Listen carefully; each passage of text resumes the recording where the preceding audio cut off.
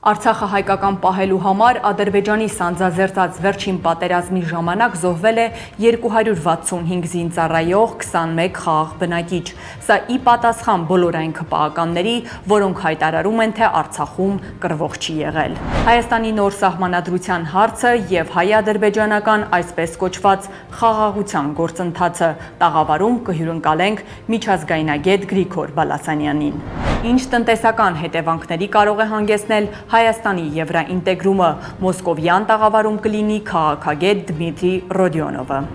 Ինչ միջոցառումներ են նախատեսված Միացյալ Նահանգներում հայոց ցեղասպանության 110-րդ տարելիցին եւ ինչ է ակնկալում ամերիկահայ համայնքը Թրամփի վարչակարգից։